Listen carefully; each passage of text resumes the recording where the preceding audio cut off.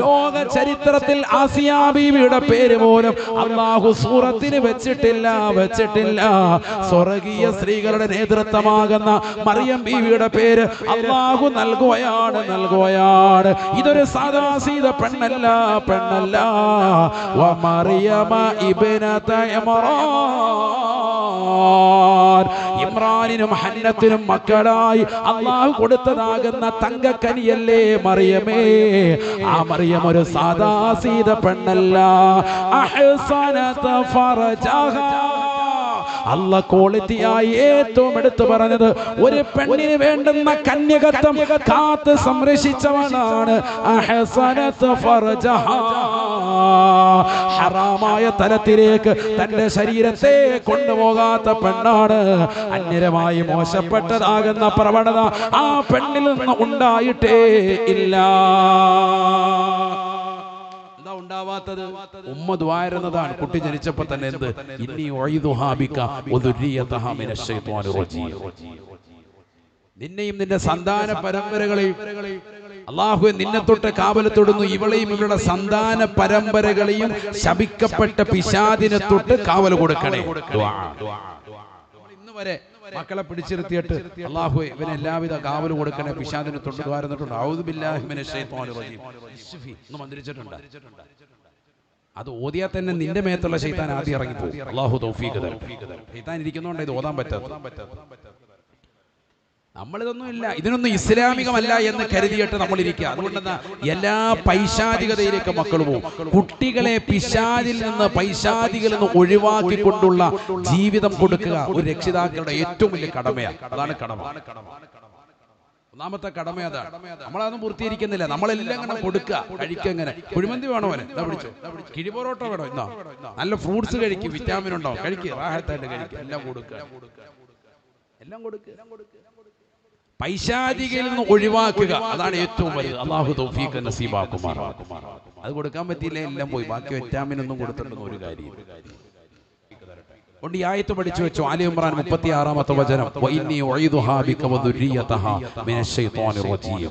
കുട്ടിയുടെ കാതിൽ കൊടുക്കേണ്ടതാണ്. മറിയം ബീവിക്ക് ഇത് ഊതി കൊടുത്തപ്പോഴാണ് മറിയം ബീവിയിലും മറിയം ബീവിയുടെ സന്താനങ്ങളിലും ഈസാ നബി അലൈഹിസ്സലാം പൈശാചികത ഉണ്ടായിട്ടേ ഇല്ല. ഭയങ്കര സംഭവമാണ് പറയുന്നത്. മറിയം ബീവി റളിയല്ലാഹു അൻഹയെ ഇബാദത്തിന് വേണ്ടി ഒരു മഠം കൊടുത്തു എന്നാണ്. ബൈത്തുൽ മുഖദ്ദസിന്റെ പരിസരത്ത്. അല്ലാഹു അത് കാണാൻ നമുക്കൊക്കെ തൗഫീഖ് നസീബാക്കട്ടെ. ആ ഇബാദത്തിന്റെ പ്രത്യേകമായ സ്ഥലം നിർണയിച്ചു കൊടുത്തു. അവിടെ ആരാധനയുമായി കഴിഞ്ഞുകൂടുന്നു മറിയം ബീവി റളിയല്ലാഹു അൻഹ. ഒരാളുമായിട്ട് ഒരു ബന്ധവുമില്ല. ഖുർആനാണ് പറയുന്നത്. സൂറത്ത് മറിയം എടുത്ത് പരിശോധിച്ച് നോക്ക്. ഖുർആൻ അല്ലാഹു പറയാൻ മറിയം ബീവിയുടെ ചരിത്രം ഈ ഉമ്മത്തിന് പറഞ്ഞു കൊടുക്കാനും പറയാം. ബിസ്മില്ലാഹിർ റഹ്മാനിർ റഹീം. വദ്കുർ ഫിൽ കിതാബി മറിയം ഇദ് തബദത് മിൻ അഹ്ലിഹാ മകാന ശർഖിയാ ഫത്തഖദത് മിൻ ദൂനിഹിം ഹിജാബാ ഫഅർസൽനാ ഇലൈഹാ റൂഹനാ فتمثل لها بشرا سويا قالت إني أعوذ بالرحمن منك إن كنت تقيا. പരിശുദ്ധമായ ബൈത്തുൽ മുഖദ്ദസിന്റെ പരിസരത്തിരുന്നുകൊണ്ട് ഒറ്റയ്ക്കിരുന്ന് അല്ലാഹുവിലേക്ക് പൊട്ടിക്കരഞ്ഞ് ഇബാദത്ത് എടുത്തുകൊണ്ട് നിലകൊള്ളുന്ന മറിയം ബീവി റളിയല്ലാഹു അൻഹ വർഷങ്ങളായി ഒരാളുമായി വർത്തമാനമില്ല, ആരോരുമായി സംസാരമില്ല. സംസാരിക്കുന്നത് ഒരാളുമായിട്ടാണ്, അല്ലാഹുമായിട്ടാണ്. അല്ലാഹുവിനോട് സംസാരിച്ചുകൊണ്ട് മതിവരോളം റബ്ബിനോട് കാര്യങ്ങൾ പറഞ്ഞുകൊണ്ട് നിലകൊള്ളുമ്പോ അതാ മനുഷ്യന്റെ രൂപത്തിൽ മലക്ക് കടന്നു വരുകയാണ്. മറിയം ബീവിയുടെ ചാരത്തേക്ക് മനുഷ്യ രൂപത്തിൽ മലക്ക് കടന്നു വരുകയാണ്. ഉടനെ മറിയം ബീവി റളിയല്ലാഹു അൻഹ കാവൽ തേടുകയാണ്. ഇന്നി അഊദു ബിർറഹ്മാനി മിൻക ഇൻ കുൻത തഖിയാ. നീ റബ്ബിനെ പേടിക്കുന്നവനാണ് എങ്കിൽ നിന്നെ തൊട്ട് ഞാൻ അല്ലാഹുവിനോട് കാവൽ തേടുന്നു. പുറത്ത് പോകണേ. എന്റെ റൂമിൽ നിന്ന് പുറത്തു പോ. പെട്ടെന്ന് ഒരു മനുഷ്യരൂപത്തിൽ ഒരാൾ റൂമിൽ വന്നപ്പോ മറിയം ബീബി റളിയല്ലാഹു അൻഹ പറഞ്ഞു, പുറത്തു പോ, ഇവിടെ നിൽക്കരുത്. അഊദു ബിർറഹ്മാനി മിൻക, നിന്നെ തൊട്ട് അള്ളാഹുവിനോട് കാവൽ തൊടുന്നു എന്നാ പറഞ്ഞു. നേരത്തെ നമ്മൾ സൂചിപ്പിച്ചതുമായിട്ടൊരു കണക്ട് ഉണ്ട് ഇവിടെ. കാരണം മനുഷ്യരൂപത്തിൽ ആര് വരും? മലക്ക് വരുമെന്ന് പറഞ്ഞത് ഇതാ ഇവിടെ ഖുർആൻ കൊണ്ട് സ്ഥിരപ്പെടുത്തിയിരിക്കുകയാണ്. മനുഷ്യരൂപത്തിൽ വരിക. വന്നത് എന്തിനാ? സന്തോഷ വാർത്ത അറിയിക്കാനാണ്. നിനക്കൊരു കുഞ്ഞുണ്ട്, ഇതാ പിറക്കാൻ പോകുന്നു എന്ന് അറിയിക്കാനാണ്. ഇന്ന് വരെ ഒരാളുമായി സ്പർശനം നടത്താത്ത, ഒരു പരപുരുഷനുമായി ബന്ധം പുലർത്താത്തതാകുന്ന അവരിലൂടെ അള്ളാഹു കുട്ടിയെ സമ്മാനിച്ച് ലോകത്തിന് അത്ഭുതമാക്കി അള്ളാഹു കൊണ്ടുവരാൻ. ഒരു വെല്ലുവിളിയായി ശാസ്ത്രത്തിൽ ഇന്നും നിലനിൽക്കാൻ അള്ളാഹു സുബ്ഹാനഹു വ തആല നൽകാൻ ഒരാളുടെ സ്പർശനമില്ല. മറിയം ബീബി റളിയല്ലാഹു അൻഹയോട് അള്ളാഹു കുട്ടിയെ സമ്മാനിച്ചു. കാരണം മറിയമിന്റെ ഉമ്മാടെ പ്രാർത്ഥനയാണ്, അള്ളാഹുവേ ഈ കുട്ടിയെ എല്ലാ പൈശാചിക ഉപദ്രവങ്ങളെ തൊട്ടും നീ കാക്കണേ അല്ലാഹ്. പരിപൂർണമായ സംരക്ഷണം അല്ലാഹു. ഒരു ഹറാമായ തലത്തിലേക്ക് കണ്ണുകൊണ്ടുപോയിട്ടില്ല, ഒരു ഹറാമായ തലത്തിലേക്ക് കൈകൊണ്ടുപോയിട്ടില്ല, ഒരു ഹറാമായ തലത്തിലേക്ക് ശരീരത്തിന്റെ അവയവങ്ങൾ കൊണ്ടുപോയിട്ടില്ല. മറിയം ബീവി റളിയല്ലാഹു അൻഹ, മറിയം ബീവിയെ വർണ്ണിച്ചത് അല്ലാഹു ഖുർആനിൽ അതുകൊണ്ടാണ്. അവർ സാദാസീത പെണ്ണല്ല, അഹ്സനതു ഫർജഹ, അവരുടെ ഗുഹ്യസ്ഥാനത്തെ നല്ലതുപോലെ കാത്തു സംരക്ഷിച്ചവളാണ്. അതാണ് ക്വാളിറ്റി, ഒരു പെണ്ണിന്റെ ക്വാളിറ്റി അതാണ്. അല്ലാഹു മനസ്സിലാക്കാൻ തൗഫീഖ് തരട്ടെ. അല്ല സിനിമയ്ക്ക് വേണോ എന്ന് പറയുമ്പോഴത്തേക്കും എല്ലാം തുറന്നിട്ട് കാണിച്ചു കൊടുക്കുക. ഓഡീഷൻ റാഹത്ത്. ഇപ്പൊ കഴിഞ്ഞ ദിവസം ഒരു പെൺകുട്ടിയുടെ നഗ്നചിത്രങ്ങൾ സോഷ്യൽ മീഡിയയിൽ ഒന്നാകെ വൈറലായി, വലിയ വിഷയമായി പുകലായി എല്ലായിടത്തും ചർച്ച ചെയ്തുകൊണ്ടിരിക്കുക. കാരണം എന്താ? സിനിമയിൽ അഭിനയിപ്പിക്കണമെന്ന് ചോദിച്ചപ്പോൾ അഭിനയിപ്പിക്കണം, അന്നാ തുറന്ന് കാണിക്കണം എന്ന് പറഞ്ഞപ്പോൾ എല്ലാം തുറന്ന് കാണിച്ചു കൊടുത്തെന്നാ പറയുന്നത്. അല്ലാഹു കാക്കുമാറാക്കും, എല്ലാം കാണിച്ചു കൊടുത്തു. കാരണം അഭിനയിക്കാൻ കിട്ടിയാൽ മതി. ഇതാണ് ലോകം. ഒരു പെണ്ണിന് ഏറ്റവും കൂടുതൽ ആത്മാഭിമാനം ഉണ്ടാവണം, അവളുടെ കന്യകത്വം. അത് പണയം വെക്കാൻ പാടില്ല. അതാണ് ഏറ്റവും വലുത്, ഏറ്റവും കൂടുതൽ സംരക്ഷിക്കേണ്ടത് അതാണ്. ഒരു പെണ്ണിൽ ഏറ്റവും ഉന്നതമായ ക്വാളിറ്റിയായ ഖുർആൻ പറഞ്ഞതും അത് തന്നെയാണ്. അല്ലാഹു മനസ്സിലാക്കാൻ തൗഫീഖ് തരട്ടെ. അതുകൊണ്ടാണ് അവൾ ലോക മുസ്ലിമീങ്ങൾക്ക് തന്നെ മാതൃകയായത്. ആണുങ്ങൾക്കും സ്ത്രീകൾക്കും അടക്കം ലോകത്തുള്ള എല്ലാ വിശ്വാസിനികൾക്കും അല്ലാഹു സുബ്ഹാനഹു വ തആല ഉപമയായി, പഠിക്കാനുള്ള പാഠമായി മറിയം ബീവി റളിയല്ലാഹു അൻഹയെ അടയാളപ്പെടുത്താനുള്ള കാര്യം അവളിലുള്ള ക്വാളിറ്റിയാണ്. ഒരാളുമായിട്ട് ആവശ്യമില്ലാത്ത വർത്താനം ഇല്ല. അങ്ങനെ ഇരിക്കുമ്പോൾ ഒരു മനുഷ്യരൂപത്തിൽ ഒരാളെ കിട്ടിയാൽ നമ്മളൊക്കെ സംസാരിക്കാനാണ് ഇഷ്ടപ്പെടുക. അൽഹംദുലില്ലാ, ഒരാളും ഇല്ലാതിരിക്കായിരുന്നു, ഒരാളെ കിട്ടിയല്ലോ റാഹത്ത്. സംസാരിക്കുകയില്ലേ? പള്ളിയിൽ പോയിരിക്കുക, ഏത്തിക്കാഫിനായി ഇരിക്കുന്നത് അവസാനത്തെ 10 കുറെ നേരം ദിക്റ് ചൊല്ലി കൂടെ കഴിഞ്ഞപ്പോഴത്തേക്കും വെളിയിലോട്ട് ഇറങ്ങിയപ്പോൾ ഒരാൾ അതിലേക്കൂടെ പോകുന്നു. അയാളെ തോണ്ടി വിളിക്കും, അജയരെ എവിടെ പോവാ എന്ന് ചോദിക്കും. കാരണം എന്താ? ഒറ്റക്കിരുന്ന് മടുത്തു. നമ്മൾ പള്ളിക്കകത്ത് ഏത്തിക്കാഫ് ഇരിക്കാൻ പോയത് അവസാനത്തെ 10 പോയത്. കുറഞ്ഞ നേരം ഇരുന്ന് സുബ്ഹാനല്ലാഹ് അൽഹംദുലില്ലാഹ് ചൊല്ലി കഴിഞ്ഞ് കുറച്ചു നേരം കഴിഞ്ഞപ്പോൾ ഒരാളെ കിട്ടിയപ്പോൾ നമുക്ക് സംസാരിക്കണം തോന്നുകയാണ്. മനുഷ്യന്റെ പ്രകൃതം അങ്ങനെയാണ്. പക്ഷെ ആ പ്രകൃതത്തെ തോൽപ്പിച്ച് ഒരു അന്യ പുരുഷന്റെ സ്പർശനം കണ്ടപ്പോ അഊദു ബിർറഹ്മാനി മിൻക ഇൻ കുന്ത തഖിയ, അല്ലാഹുവിനെ പേടിച്ചുകൊണ്ട് നീ റൂമിൽ ഇറങ്ങണം, എന്നോട് അല്ലാഹുവിനെ തൊട്ട് ഞാൻ കാവൽ തേടുകയാണ്, ഇറങ്ങാൻ പറഞ്ഞു മറിയം ബീവി റളിയല്ലാഹു അൻഹ. അതാണ് ഈമാൻ. അപ്പൊ ആ മലക്കിന്റെ ഒരു മനുഷ്യരൂപത്തിൽ വന്ന മലക്ക് പറഞ്ഞു, ഞാൻ വന്നത് മറ്റൊന്നിനുമല്ല, ഞാനൊരു മലക്കാണ്. വന്നത് നിങ്ങളുടെ അടുക്കൽ വന്നത് നിങ്ങൾക്ക് ഗർഭധാരണമുണ്ടാകും, നിങ്ങളൊരു കുഞ്ഞിനെ പ്രസവിക്കുമെന്നുള്ള സന്തോഷ വാർത്ത അറിയിക്കാനാണ്. അപ്പോഴാണ് അവർ പറഞ്ഞത്, ഞാൻ എങ്ങനെ പ്രസവിക്കും? കാരണം ഞാൻ വലം യംസസിനി ബശറുൻ വലം അകു ബഗിയ. അപ്പൊ അതിൽ വിശദീകരിക്കുന്നില്ല. മറിയം ബീവിയെ കുറിച്ച് പറഞ്ഞ ചരിത്രം യൂട്യൂബിലുണ്ട്. മറിയം ബീവിയുടെ വഫാത്തും ഒക്കെ പറഞ്ഞത്, വിനീതം പറഞ്ഞത് യൂട്യൂബിലുണ്ട്. സമയം പോലെ സ്ത്രീകളൊക്കെ ഒന്ന് കേൾക്കുക, നന്നാവാൻ ഉപകരിക്കും. അല്ലാഹു തൗഫീഖ് നസീബാക്കുമാറാക്കും. ഞാനിപ്പോൾ അതിലേക്ക് പോകുന്നില്ല. മറിയം ബീവി റളിയല്ലാഹു അൻഹയുടെ വഫാത്ത് പഠിക്കണം, ഉമ്മത്ത് പഠിക്കേണ്ടതാണ്. അവർ പറഞ്ഞു, എന്നെ ഇന്ന് വരെ ഒരാൾ സ്പർശനം നടത്തിയിട്ടില്ല, ഒരാൾ തൊട്ടിട്ട് പോലും ഇല്ല, പിന്നെ എങ്ങനെ ഞാൻ ഗർഭധാരണം ഉണ്ടാകും? അള്ളാഹുവിനൊക്കെ എളുപ്പം, പടച്ചവനൊക്കെ നടത്തും, അതൊന്നോർത്ത് ടെൻഷൻ അടിക്കണ്ട എന്ന് പറയുകയും മറിയം ബീവി റളിയല്ലാഹു അൻഹ ഇട്ടിരിക്കുന്നതാകുന്ന വസ്ത്രത്തിൻ്റെതാകുന്ന പോക്കറ്റിലെ സൈഡ് പോക്കറ്റിന്റെ ഭാഗത്തിലൂടെ ജിബ്രീൽ അലൈഹിസ്സലാം ഊതുകയും ചെയ്തു എന്നാണ്. ഫനഫഖനാ ഫീഹി മിർ റൂഹിനാ, ഊതി, ആ ഊത്താണ് റൂഹ്. അതിലൂടെയാണ് ആര് വരുന്നത്? മഹാനായ ഈസാ നബി അലൈഹിസ്സലാം ഗർഭധരിക്കുന്നത് എന്ന് ഖുർആൻ. വലിയ വിശാലമായ ചരിത്രം, ഞാനിപ്പോൾ അതിലേക്ക് പോകുന്നില്ല. ഞാൻ പറഞ്ഞു വന്നത് അത്രയേറെ സൂക്ഷ്മത വെക്കാൻ കാരണമായി തീർന്നു ഉമ്മയുടേതാകുന്ന കാവലത്തേട്ടം. ജനിച്ചു വീണപ്പോൾ തന്നെ ഉമ്മ കൊടുത്ത ദുആ, ഇന്നി അഊദു ബിർറഹ്മാനി മിൻക ഇൻ കുന്ത തഖിയ. ഇന്നി ഉഈദുഹാ ബിക വദുരിയതഹാ മിനശ്ശൈത്വാനിർ റജീം. ഈ ദുആ അത്രയേറെ ഫലമുള്ള ദുആ ആണ്. ഇത് നിസ്സാരമായ ദുആ അല്ല. എല്ലാ ഇമാമിയങ്ങളും കർമ്മശാസ്ത്ര ഗ്രന്ഥങ്ങളിൽ ഫിഖ്ഹ് ഗ്രന്ഥങ്ങളിൽ രേഖപ്പെടുത്തിയിട്ടുണ്ട്. അത് പ്രത്യേകമായി ഓർക്കണം. അല്ലാഹു തൗഫീഖ് നസീബാക്കട്ടെ. അല്ലാഹു തൗഫീഖ് നൽകട്ടെ. മക്കളില്ലാതെ വിഷമിക്കുന്ന പ്രിയപ്പെട്ട മുസ്ലിമീങ്ങളുണ്ട്. നമ്മുടെ ജീവിത വിജയത്തിന്റെ വിളിയാളമാണ് മക്കൾ. സാലിഹീങ്ങളാകുന്ന മക്കൾക്ക് വേണ്ടി നമ്മൾ ദുആ ചെയ്യൽ അനിവാര്യമാണ്. മക്കൾക്ക് വേണ്ടി ദ്വാരക്കണം. മക്കളില്ലാതെ ഇപ്പൊ വിവാഹം കഴിഞ്ഞു, ഭാര്യയുമായി ശാരീരിക ബന്ധത്തിൽ ഏർപ്പെട്ടു, ഒക്കെ കഴിഞ്ഞു. മക്കളെ കിട്ടാൻ ദ്വാ കൂടി വേണം. ദ്വാവും വേണം, മറ്റേ രണ്ട് കാര്യങ്ങളും വേണം. ദ്വാ മസ്റ്റാണ്.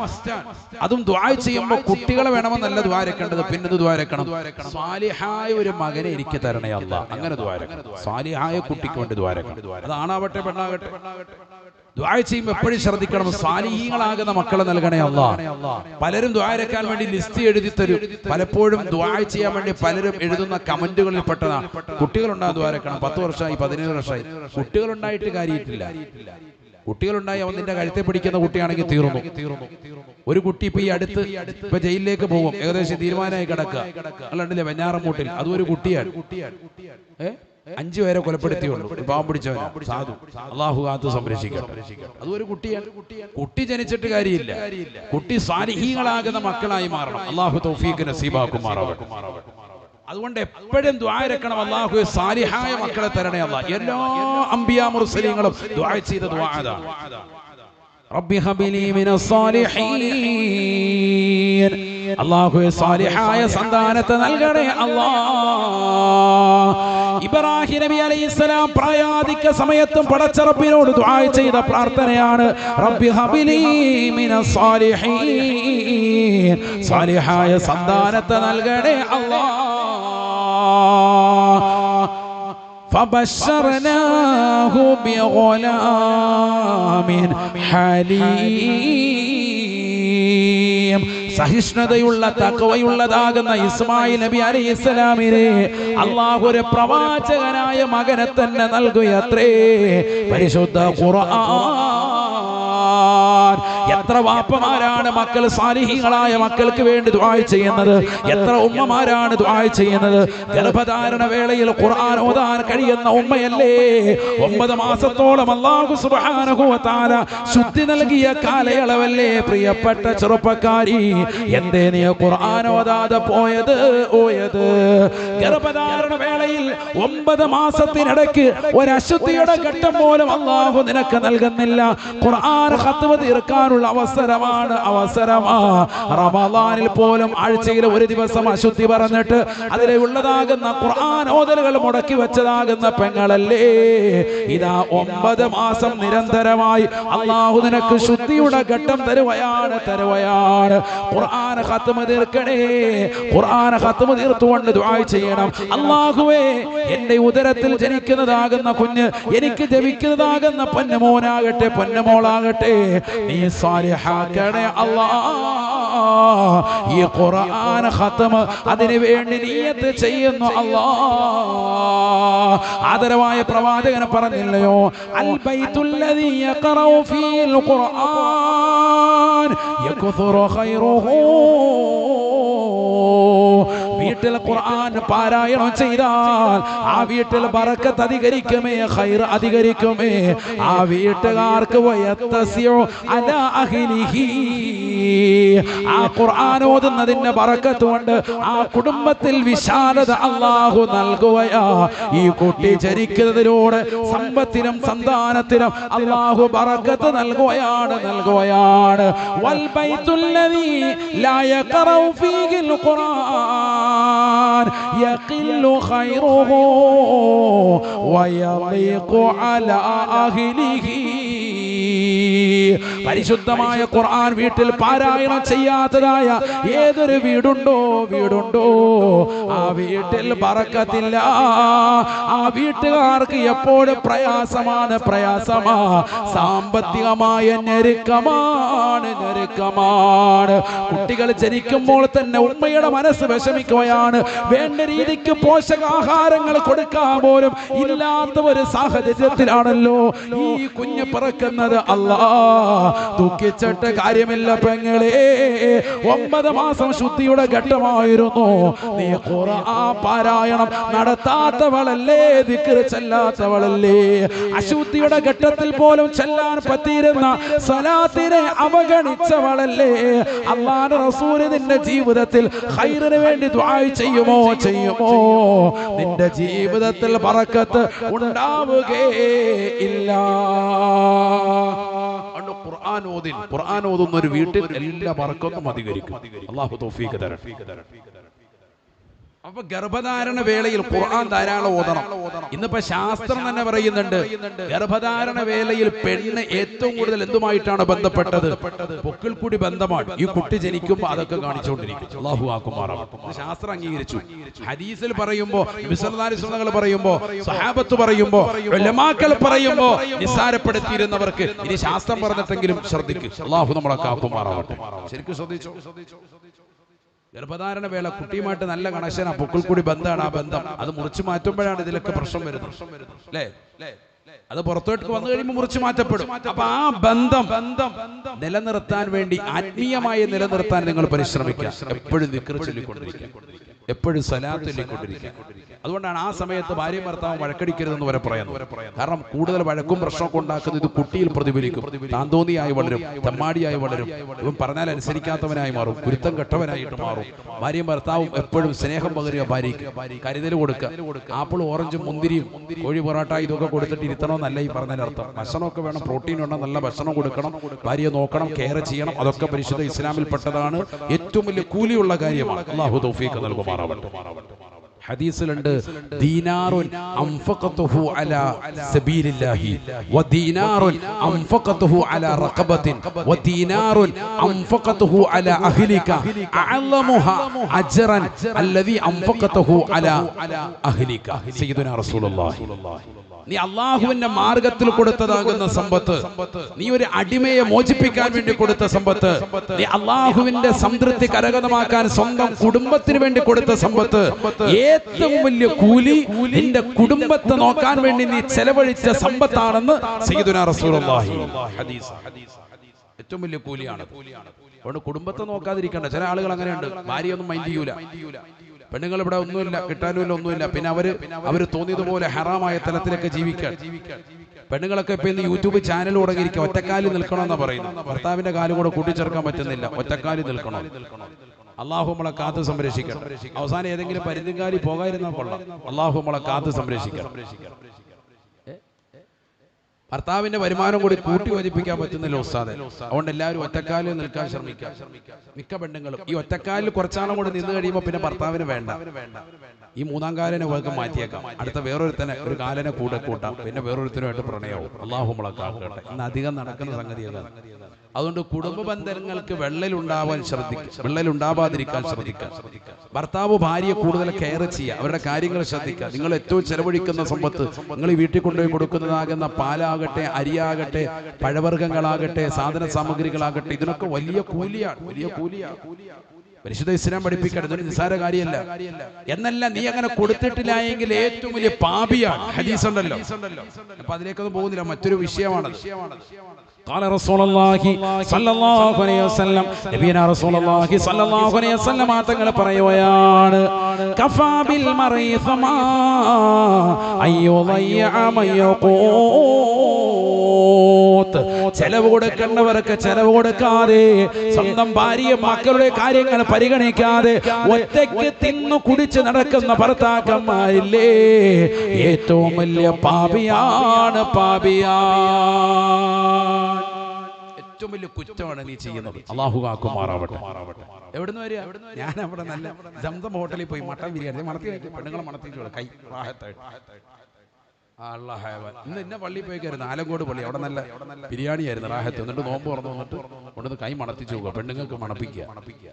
നല്ല ഭക്ഷണമൊക്കെ വാങ്ങി അവരെയും സന്തോഷിപ്പിക്കണം. ഒരു ദിവസം അവരോട് ഇവിടെ ഇന്ന് അടുക്കള എന്ത് ചെയ്യാം, അടച്ചിടാം, നമുക്ക് എന്ത് ചെയ്യാം, റാഹത്തായിട്ട് ഇന്ന് പുറത്തു പോയി ഭക്ഷണം കഴിക്കാം, അല്ലെങ്കിൽ പുറത്തുനിന്ന് ഞാൻ വാങ്ങിച്ചോണ്ട് വരാം.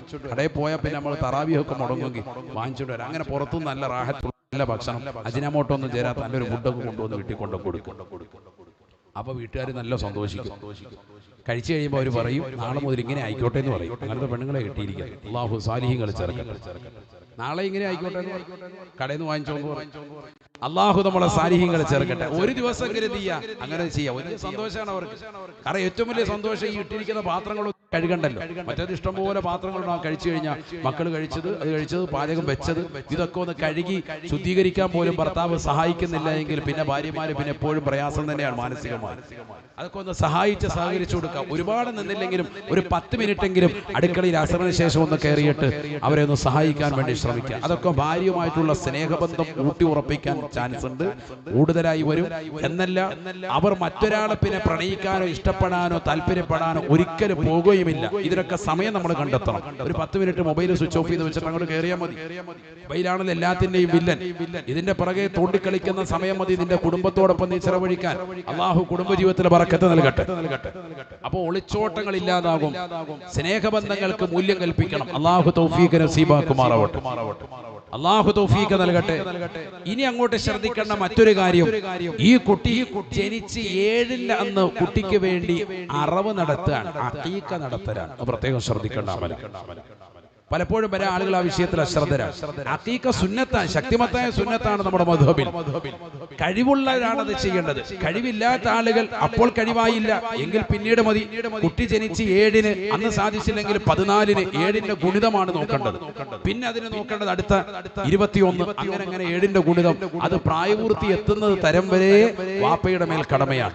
വാപ്പ പ്രായപൂർത്തി എത്തുന്നത് വരെ കുട്ടിക്ക് വേണ്ടി അഖീഖയുടെ അറവ് നടത്തിയിട്ടില്ല എങ്കിൽ പിന്നെ പ്രായപൂർത്തി എത്തിയതിനു ശേഷം കുട്ടി സ്വന്തമായിട്ട് അവന് കഴിവാകുന്ന സമയത്ത് അവന്റെ മേലുള്ള അറവ് നടത്തൽ ശക്തിമത്തായ സുന്നത്താണ്. അല്ലാഹു തൗഫീഖ് നൽകട്ടെ. ഇതൊക്കെ നമ്മുടെ മദ്ഹബിലുള്ളതാണ്, ശാഫി മദ്ഹബിൽ പ്രത്യേകിച്ചും ഇതൊക്കെ ചെയ്യുന്നുണ്ട്. ചിലർ ചെയ്യുന്നുണ്ട്, മലബാറിലൊക്കെ വളരെ കണിശമായി ചെയ്യുന്നുണ്ട്. നമ്മുടെ നാട്ടുകൾ ആരെങ്കിലും ഒരാൾ ചെയ്തത് അതിന്റെ ഇറച്ചി എനിക്ക് കിട്ടിയില്ലല്ലോ എന്ന് ഫേസ്ബുക്കിൽ എഴുതാൻ വേണ്ടി പേനയും പിടിച്ചിരിക്കുന്ന കൗമായി നമ്മൾ മാറിയിരിക്കുകയാണ്. അവൻ അവിടെ ഇത് അറുത്തിട്ട് എനിക്ക് തന്നില്ല അവന്റെ മോൻ്റെ എന്ന് പറഞ്ഞിട്ട് ഫേസ്ബുക്കിൽ ഇവിടെ പോസ്റ്റ് ഇട്ടേക്കും. സ്വന്തം മക്കളുടെ കാര്യം ചെയ്യാൻ നമ്മൾ ആരും തയ്യാറല്ല. അതുകൊണ്ട് സ്വന്തം കുട്ടികളുടെ അഖീഖയുടെ അറിവ് ശ്രദ്ധിക്കുക. അത് ഉദ്ഹിയ്യത്തിന്റെ മസ്അല പോലെയാണ്, ഏകദേശമൊക്കെ അങ്ങനെ തന്നെയാണ്. ചെറിയ വ്യത്യാസങ്ങൾ മാത്രമേ ഉള്ളൂ. ആടുമാടുകൾ, നമ്മുടെ നാട്ടിലുള്ളതാകുന്ന ആടുമാടുകൾ ഒക്കെ 2 വയസ്സ് തന്നെ പ്രായമാകണം. ആടിനും 2 വയസ്സെത്തണം. കാരണം നമ്മുടെ നാട്ടിലേക്ക് ഉള്ളത് കോലാടാണ്. അതുപോലെ തന്നെ മാട് വർഗത്തിൽപ്പെട്ടത് പശി, മൂരി, കാളയൊക്കെ ഉള്ളതൊക്കെ 2 വയസ്സ് തന്നെയാണ്. കുറ്റമറ്റ രീതിയിലുള്ള നല്ല മൃഗമായിരിക്കണം. അത് 7-ന്റെ അന്നാണ് അറവ് നടത്തേണ്ടത്. അന്ന് തന്നെയാണ് കുട്ടിക്ക് പേരിടൽ കർമ്മം നടത്തേണ്ടത്. പേരിടൽ കർമ്മം അങ്ങനെ ഒരു ചടങ്ങുണ്ടോ? ഉണ്ട്. എന്ന് പറഞ്ഞാൽ നാട്ടുകാരെ മുഴുവൻ വിളിക്കാനല്ല, കുട്ടിക്ക് 7-ന്റെ അന്ന് കുട്ടിയുടെ പേര് വിളിക്കുന്നത് അത് പരിശുദ്ധ ഇസ്ലാം സുന്നത്താക്കിയിട്ടുണ്ട്. അപ്പൊ 3-ന്റെ അന്ന് തന്നെ ഹോസ്പിറ്റലിലാണെങ്കിൽ പേര് അവിടെ കൊടുക്കേണ്ടി വരും. ചിലപ്പോൾ ഹോസ്പിറ്റലിൽ നിന്ന് വിടുമ്പോൾ ആയിക്കോട്ടെ, നേരത്തെ നല്ല പേര് സെലക്ട് ചെയ്യുക, നല്ല പേരിടണം, അത് മസ്റ്റാണ്. അപ്പൊ ആ കൊടുത്ത പേര് തന്നെ ആയിരിക്കും എന്തിനു വരിക, ഡേറ്റ് ഓഫ് ബർത്ത് വരിക. അല്ല എല്ലാ കാര്യങ്ങളും ഡേറ്റ് ഓഫ് ബർത്ത് അത് കൊടുത്തിട്ടാണ് അവരുടെ സർട്ടിഫിക്കറ്റ് കിട്ടുക, ജനന കറക്റ്റ് സർട്ടിഫിക്കറ്റ് കിട്ടുക. അത് 3-ന്റെ അന്ന് കൊടുക്കേണ്ടത് കൊണ്ട് നേരത്തെ തന്നെ പേര് സെലക്ട് ചെയ്ത് വെച്ചോ. ഗർഭധാരണ വേളയിൽ തന്നെ ആണിനെയും പെണ്ണിനെയും നല്ല പേര് സെലക്ട് ചെയ്ത് വെക്കും. ഇത് അന്നത്തെ ദിവസം കിടന്ന് ഓടുകയാണ്. എല്ലാ പള്ളികളും ഓടുന്നു, ഉസ്താദ്മാർ ഓടുന്നു. 500 പേരുള്ള ഡിക്ഷണറി എടുത്ത് നോക്കേണ്ട അവസ്ഥയാണ്. കാരണം ലോകത്ത് ആർക്കും ഇല്ലാത്ത പേരാണ് ഈ കുട്ടിക്ക് ഇവൻ സെലക്ട് ചെയ്യുന്നത്. ഇങ്ങനെ അന്വേഷിച്ചുകൊണ്ടിരിക്കുക. അതുകൊണ്ട് നല്ല പേരിടൽ നിർബന്ധമായിട്ടും വേണം. അത് 7-ന്റെ അന്നാണ് ആദ്യം പേരിടുക, രണ്ടാമത് അറവ് നടക്കുക, മൃഗത്തിന്റെ അറവ് നടക്കുക, മൂന്നാമത്തത് കുട്ടിയുടെ മുടി കളയൽ ചടങ്ങും അത് തന്നെയാണ്. കുട്ടി ജനിച്ച് 7-ന്റെ അന്നാണ് നടക്കുന്നത്. ഇതൊക്കെ തർത്തീബാണ്. ആദ്യം പേര്, രണ്ടാമത് അറവ്, മൂന്നാമത്തത് മുടികളയ. ചില സ്ഥലത്തൊക്കെ ചിലര് വിവരമില്ലാതെ കാണിക്കുന്നുണ്ട്. കുട്ടിയുടെ തലമുടിയിലേക്ക് കത്തി ഇങ്ങനെ വെക്കും, അവസാനം കൊണ്ടുവന്ന് വെക്കും. എന്നിട്ട് അവിടെ കൊണ്ടുവന്ന് മൃഗത്തിന്റെ കഴുത്തിലോട്ടും വെക്കും. വെച്ചോ വെച്ചോ വെച്ചോ, ഓക്കെ അല്ലേ? ഇതൊക്കെ അനിസ്ലാമിക്. ഇതൊന്നും അങ്ങനെ ഇല്ല. ഇതിനൊക്കെ തർത്തീബുണ്ട്. ആദ്യം എന്ത് വേണം? ആദ്യം കുട്ടിക്ക് പേരിടൽ കർമ്മം എന്താ? ഉദാഹരണത്തിന് മുഹമ്മദ് എന്നാ പേരിടുന്നെങ്കിൽ ഇൻഷാ അല്ലാഹ് എന്റെ കുട്ടിയുടേതാകുന്ന പേര് മുഹമ്മദ് എന്ന് തീരുമാനിച്ചിരിക്കുകയാണ്. അവിടെ നിൽക്കുന്ന ആളുകളോടൊക്കെ പറയാം, ഇനി ആരും ഇല്ലെങ്കിലും നമ്മളങ്ങ് പറയാം കുട്ടിയെടുത്തുന്നു മുഹമ്മദേ മുഹമ്മദേ മുഹമ്മദേ എന്ന് വിളിക്കുക. അതാണ് പേരിടൽ ചടങ്ങെന്ന് പറയുന്നത്. അല്ലാതെ മൈക്കെടുത്ത് വെച്ചിട്ട് ഇനി എന്താ കാണിക്കേണ്ടത് ഭയങ്കര സംഭവമായിട്ടും ഇങ്ങനൊന്നും ഒരു പരിപാടിയില്ല. ഇത് പറയുമ്പോൾ പിന്നെ അതിനുവേണ്ടി പിന്നെ ഒരു 10 ചാക്ക് കൊണ്ടുവന്നിട്ട് വലിയതാകുന്ന മിഠായി കൊണ്ടുവന്ന സൽക്കാരവും അത് വലിയൊരു ചടങ്ങാക്കി മാറ്റാൻ നിൽക്കണ്ട. ഇതിങ്ങനെ ഒരു പരിപാടി 7-ന്റെ അന്ന് ചെയ്യൽ സുന്നത്തുണ്ട്. ഇത് കഴിഞ്ഞതിന് ശേഷമാണ് അറബുകാരനെ വിളിച്ചിട്ട് കുട്ടിയുടെ പേരുള്ള അറബ് നടത്തുക. ആ മൃഗത്തെ വളരെ സംരക്ഷണം, വളരെ ബഹുമാനവും ആദരവും കൊടുത്തു വേണം മറക്കാൻ. ഉലഹിയത്തിന്റെ മൃഗം പോലെ തന്നെ. അവർ കഴിഞ്ഞാൽ അതിന്റെ എല്ലുകൾ പൊട്ടിക്കാതെ പരമാവധി മാംസം ഉരിച്ചെടുക്കൽ പ്രത്യേകം ശക്തിമത്തായ സുന്നത്താണ്. മാംസം ഉരിച്ചെടുക്കൽ. കാരണം എല്ലുകൾ പൊട്ടിക്കുന്നത് ഒരു അശുഭ ലക്ഷണമാണ്. ഈ കുട്ടിക്ക് വലുതാകുമ്പോൾ ആക്സിഡന്റ് മറ്റോ ഉണ്ടാകാൻ ഹേതുവാണ്. പറഞ്ഞ ഉലമാക്കളുണ്ട്. അതുകൊണ്ടാണ് ഞാൻ പറയുന്നത്. പരമാവധി എല്ലുകളിൽ നിന്ന് ഊരി, ചില എല്ലുകൾ പൊട്ടിക്കേണ്ടത് തന്നെ ഉണ്ട്. അതല്ല ഈ പറയുന്നത്. പരമാവധി മറ്റുള്ളതാകുന്ന എല്ലുകൾ പൊട്ടിക്കാതെ തന്നെ മാംസം ഉരിഞ്ഞെടുക്കുക. മാംസം സാധാരണ ഉദഹിയത്തിന് പച്ചമാംസമായിട്ടാണ് കൊടുക്കുക സുന്നത്തുള്ളതെങ്കിൽ അഖീഖയുടെ അറവിന് കറി വെച്ച് ആ കറിയിൽ ഒരൽപ്പം മധുരം ചേർത്ത്, എന്ന് പറഞ്ഞാൽ കറി മധുരിക്കണമെന്നല്ല, മറിച്ച് ഒരൽപ്പം മധുരം അതിലിടുക. ഒരു ശുഭലക്ഷണത്തിന് വേണ്ടി. കറി നമ്മൾ സാധാരണ ടേസ്റ്റ് ചെയ്യുന്ന പോലെ ആയിക്കോട്ടെ, അമിതമാകുന്ന എരിവൊന്നും ഇല്ലാത്ത നല്ല കറിയാണ്. കറി വെച്ചിട്ട് ആ കറിയാക്കിയിട്ട് ആളുകൾക്ക് സൽക്കരിക്കലാണ് അഖീഖയുടേതാകുന്ന മാംസത്തിന് സുന്നത്ത്. ഇതൊക്കെ ചെയ്യാൻ സാധിക്കുമെങ്കിൽ അങ്ങനെ ചെയ്യാം. ഇനി അതല്ല പച്ചയായിട്ട് കൊടുക്കലേ പറ്റുള്ളെങ്കിൽ അങ്ങനെ. ഞാനൊരു സുന്നത്ത് ചെയ്യുമ്പോൾ അതിന്റെ പൂർണ്ണതയ്ക്ക് വേണ്ടി ഒന്ന് വിശദീകരിച്ചൊന്ന് മാത്രം. ഇതൊക്കെ ഇസ്ലാമിലുള്ളതാണ്. മാത്രമല്ല കുട്ടിയുടെ മുടി പരിപൂർണമായി നീക്കം ചെയ്യുക. തലമുണ്ടനം ചെയ്തു, ഒരല്പമേ ഉണ്ടാവുള്ളൂ. അത് സ്വർണം തൂക്കുന്ന ത്രാസിലോ വെള്ളി തൂക്കുന്ന ത്രാസിലോ ഇടുക. അപ്പൊ കറക്റ്റായിട്ട് അതിന്റെ തൂക്കം കിട്ടും. അല്ല നമ്മൾ സാധാരണ ഒതുഹിയത്തിന് ഇറച്ചി വെക്കുന്ന, അല്ലെ ഇറച്ചിക്കട തൂക്കുന്നതിന് തൂക്കിയാൽ 1 കിലോ ഉണ്ടാവില്ല, ത്രാസ് പൊങ്ങി നിൽക്കും. അതിനാണ് ഈ പറയുന്നത് സ്വർണം തൂക്കുന്നതെന്ന് പറയാൻ കാരണം അതാണ്. അപ്പൊ കറക്റ്റ് അതിന്റെ ഗ്രാം കിട്ടും. അപ്പൊ എത്ര ഗ്രാം വരുന്നുണ്ടോ അത് നോക്കിയിട്ട് കൃത്യമായിട്ട് അത് കുറിച്ച് വെക്കണം. സ്വർണം കൊടുക്കൽ പാവപ്പെട്ടവർക്ക് ആ തൂക്കമനുസരിച്ച് സ്വർണം കൊടുക്കൽ സുന്നത്താണ്. കുട്ടിയുടെ തലമുടിയുടെ കണക്കനുസരിച്ച്, തലയല്ല, പ്രത്യേകം മനസ്സിലാക്കാം. തലമുടിയാണ് ആ വടിച്ച. അത് കുറച്ചല്ലേ ഉണ്ടാവുള്ളൂ. 7-ന്റെ അന്ന് കറക്റ്റ് വടിച്ച റാഹത്തായി. 14-ന്റെ അന്നാണെങ്കിൽ തീർന്നു, കുറച്ചും കൂടി വരും. അപ്പൊ സ്വർണ്ണം അതിനനുസരിച്ച് പോകും. വേഗം പഠിച്ചോ. അല്ലാഹു സാലിഹീൻ കളിച്ചേർക്കും. 7-ന്റെ അന്ന് റാഹത്തായിട്ട് ഇത് പഠിക്കുക. ഇതൊക്കെ ശക്തിമത്തായ സുന്നത്തിൽപ്പെട്ടതാണ്. ഇനി അത് സ്വർണം കൊടുക്കാൻ സാധിച്ചിട്ടില്ലെങ്കിൽ ആ തൂക്കമനുസരിച്ചിട്ട് വെള്ളി കൊടുക്കൽ സുന്നത്താണ് ഷാഫി മദ്ഹബ്. ഇതൊക്കെ മുമ്പ് ചെയ്തിട്ടുണ്ടിരുന്നതാണ്. ഇന്നതൊക്കെ പോയി. ഈ അറിവും പോയി, പറച്ചിലും പോയി. ഇതൊക്കെ വിഷയമില്ല. ആരെങ്കിലും ചോദിച്ച മസാല പറയുന്നല്ലാതെ വാദിന്റെ മജ്‌ലിസിൽ ഇതൊന്നും പറയാതായി പോയി. അതുകൊണ്ടാണ് ഇത് പ്രത്യേകം എടുത്തു പറയുന്നത്. ശരിക്കും മനസ്സിലാക്കുക. ഇത് മാത്രല്ല, പേരിടൽ വളരെ ശ്രദ്ധിക്കണം. നല്ല പേരാവണം, ഇസ്ലാമികപരമാകണം. നബിയുനാ റസൂലുള്ളാഹി സ്വല്ലല്ലാഹു അലൈഹി വസല്ലം തങ്ങൾ പറഞ്ഞില്ലയോ, ഇന്നകും തുദ്ഉന യൗമൽ ഖിയാമ ബിഅസ്മാഇകും വബിഅസ്മാഇ ആബാഇകും ഫഹ്സിനൂ അസ്മാഅകും. നിങ്ങൾ നാളെ മഹ്ശറിൽ അല്ലാഹുവിന്റെ ദർബാറിൽ നിൽക്കുമ്പോൾ നിങ്ങളെ പേര് വിളിക്കുക. നിങ്ങളുടെ പേരും നിങ്ങളുടെ വാപ്പമാരുടെ പേരും ചേർത്തിട്ടാണ് ഇന്നാലിന്റെ മനുഷ്യന്റെ മകനെ എന്നാണ് മഹ്ശറിൽ അല്ലാഹു അഭിസംബോധന ചെയ്യുക. കോടാനുകോടി ആളുകൾ ഒരുമിച്ച് കൂടുന്ന തലമല്ലേ മഹ്ശറ. അന്ന് നിങ്ങളുടെ പേര് അല്ലാഹു വിളിക്കുക. നിങ്ങളുടെ പേരിനോടൊപ്പം നിങ്ങളുടെ വാപ്പയുടെ പേര് ചേർത്തിട്ടാണ്.